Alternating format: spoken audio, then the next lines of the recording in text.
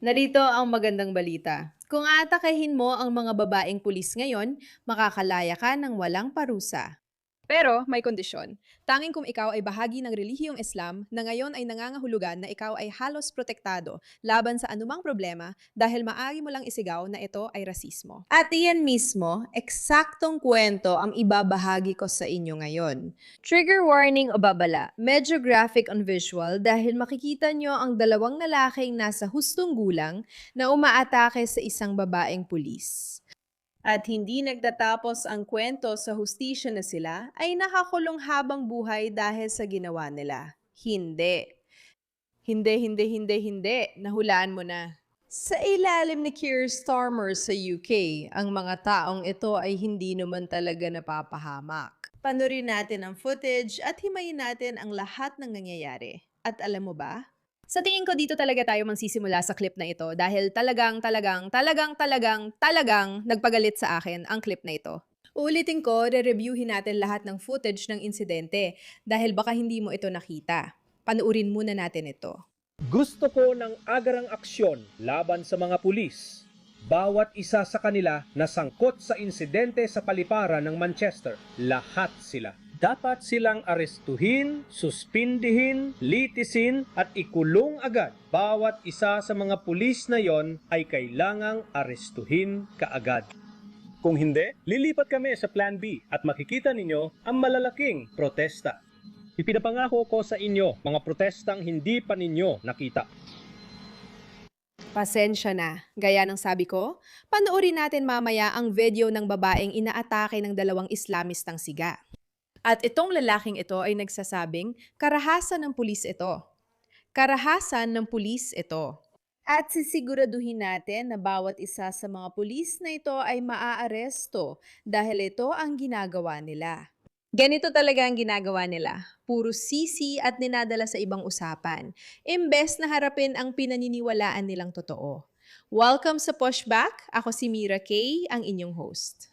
Siguraduhin pindutin ang subscribe button para ma-hype ang video na ito at samahan kami sa paglalakbay nating lumaban sa kabaliwang ito dahil talagang pinapagalit ako ng kwento ng pag-atake sa paliparan ng Manchester na ito. Sige, ito ang sinabi ng isang makabayan tungkol sa buong kwento dahil gaya ng inaasahan, hindi lang ako ang nagagalit kundi maraming tao ang napipikon.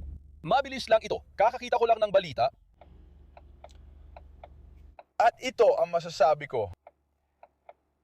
Paano mo nagawang suntukin ang ilong ng isang babaeng pulis?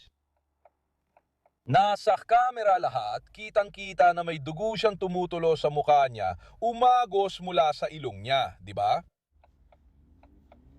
Nasa camera lahat. Nakita ng lahat ng kasamahan niya ang nangyari, di ba? At sipain siya ng malakas, tama lang naman, di ba? Literal mong binasag ang ilong ng isang babae, di ba?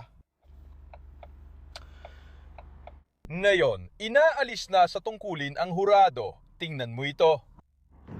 Pagkatapos ng 9 oras at 48 minutong deliberasyon sa 5 linggong paglilitis, nabigong magpasya ang hurado at inalis na sa tungkulin ang hurado. Muling magbubukas ang korte sa ika-29 ng Mayo para ipaalam ng taga-usig sa korte kung magkakaroon pa ng karagdagang paglilitis. Hindi ito angkop, okay? Pag-usapan muna natin ito sandali dahil mukhang Napansin mo ba kung sino ang mga hurado? Hindi sila nakapagbigay ng hatol matapos mapanood ang video na mapapanood din natin ngayon. At subukan natin maglaro ng bagong laro bilang hurado. Tingnan natin kung kaya nating malaman kung sino ang maaring may problema sa video na ito. Pero bago ang lahat, pakinggan muna natin ang mensahe ng sponsors. Alam ko napansin mo ang ganda ng balat ko ngayon. Sa totoo lang, wala akong routine. May maliit lang akong sikreto. Ginamit ko ang OneSkin OS 1 araw-araw at unti-unting naging makinis at healthy ang balat ko. Napapansin nyo rin. Ang OneSkin ay dinisenyo para targetin ang zombie cells o mga aging skin cells na di na gumagana at sanhi ng pinong linya at maputlang balat. Hindi naman ibig sabihin tumatanda na ako. 4 na klinikal na pag-aaral na sinuri ng kapwa-eksperto, mahigit 10,000 bituing review at pagkilala ng Bloomberg bilang skin longevity leader ang sumusuporta sa kanila. Masaya rin akong sponsor ko sila. Matapos ang mahigit isang dekada ng pananaliksik, napatunaya ang OS01 peptide ng OneSkin ay tumutulong laban sa mga palatandaan ng pagtanda para sa mas malusog na balat ngayon at sa hinaharap. Sa limitadong panahon, subukan ng OneSkin na may 15% diskwento gamit ang code na MEIRA sa oneskin.co/oneskin.co/MEIRA. Iyan ay 15% diskwento sa oneskin.co gamit ang code na MEIRA. Pagkatapos bumili, tatanungin kung saan mo sila narinig. Suportahan ang palabas at banggitin na ako ang nag-refer sa'yo. Oo, suportahan niyo ang palabas para mapalaganap ang nakakabaliw at malungkot na kwento na talagang nakakainis sa akin. Alam ko, hindi ako dapat magmura. Sorry, Mama. Sige, handa na ba kayong panuorin ng footage? Sa tingin ko, kaya na mismo ang humusga. Sige, Diyos ko, Panginoon ko, sapat na yan bilang hatol. Panuorin na natin ito. Ito ang lalaking nakapula. Tingnan natin. Siya, ayan dito. At siya, yung lalaking nakadilaw. Okay, nakikita nyo ba ito? Ayun, naglalakad sila dito.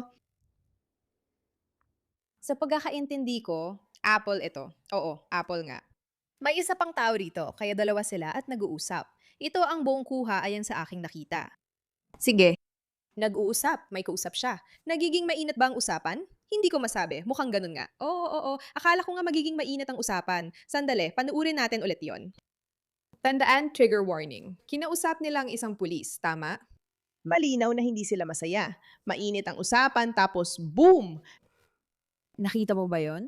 Nakita mo ba kung paano siya sumuwag at sumuntok ng todo? Ngayon, malalaman natin maya-maya na babae pala siya. Sige, heto na sila at inaaresto ang dalawang siga na ito. Tingnan mo ang panakit. Tingnan mo. Nakikita niyo ba ito?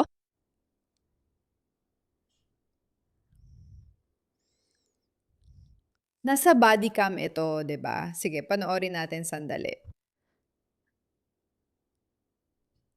Diyos ko, talagang nakakabaliw ito. Napakalinaw ng kuha. Wow. Kita mo na ina-atake sila, 'di ba? Kita mo. Nakita ba? Sandali lang guys. Sobrang grabe na ito. Sige, ilapit pa natin. Gusto ko makita nyo palalo. Sige, so panurin nyo kung anong mangyayari rito, okay? Makikita mo ang babaeng pulis na sinusubukang hilahin siya pabalik. Nakita mo yon? Paano niya siya itinulak sa sahig? Tingnan mo siya, okay? Heto na siya. Samantala, parang hindi ko masasabi sa'yo. Parang kailangan kong panuurin ang footage na ito ng 5 beses dahil sobrang dami ng iba't ibang anggulo na nagpapatunay kung ano talaga ang nangyayari. Sila ang nagpalala ng bagay na di na makontrol. Tingnan mo siya. Sige. Literal, walang paraan na may hurado na makakapanood ng video na ito. At hindi makitang inaatake siya mismo sa mukha. Panurin mo. Nandito siya. Pinupusasan niya siya dahil naging marahas. At nakita mo ang ebidensya kanina. Makikita mo rin ang lalaking naging marahas, sumali, nakisali, at inatake ang babae hanggang napabagsak sa sahig. Malinaw at madaling makita. Walang komplikasyon dito. Tapos, meron kang kuha ng video na ito, 'di ba? Na dumudugo siya okay at umiiyak. Alam mong siya yon, nakita mo? Klarong-klaro. Klarong-klaro, walang tanong-tanong. Nakita mo? Nakita mong nagalit sila dati. Inuntog ang ulo sa taong yon. Sige. Nakita mong nakahiga siya sa sahig matapos mawala ng malay dahil sa mas malaking lalaking yon habang sila ng kaibigan niya ay inaatake ang mga pulis. Si Ward ay kabilang sa 3 pulis na inatasang asikasuhin ang insidente ng 2 magkapatid sa Terminal 2 noong Hulyo na nakaraang taon. Tama? Nandoon ang magkapatid at inaatake sila. Si Muhammad Fahim Ramas ay may 4 na kasong pananakit, kabilang ang mga kasong pananakit laban sa 3 pulis. Ngayon, kailangan kong sabihin sa inyo, hindi ko alam kung saan kayo lumaki. Pero kung saan ako lumaki, kahit konting tangka mo lang nasyakta ng pulis, kahit kaunting-kaunti lang o kung sumagot ka lang sa pulis, siguradong mapapahamak ka na. Hinamak mo ang pulis at mga tagapagpatupad ng batas. Alam ng lahat yan. Itong dalawang walang kwenta, ang lupo ng mga hurado ang nagdesisyon na hindi sila nagkasala dahil hindi sila nagkaisa sa hatol. Ayos ba?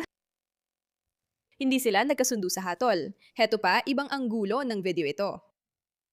Tingnan mo, heto siya. Sige, pinipigilan niya siya. Nakikita mo ba yon? Pinipipilan niya siya. At bigla na lang siyang bam, wham, schmack! Sinampal siya sa muka. At itong dalawang walang kwentang tao, hindi malaman ng hurado kung ano talagang nangyari. Paano? Sabihin mo sa akin. Sasabihin ko sa iyo kung paano. Tingnan mo sila. Tingnan mo ang huradong ito. Pinauwi na natin sila. Tingnan mo ito.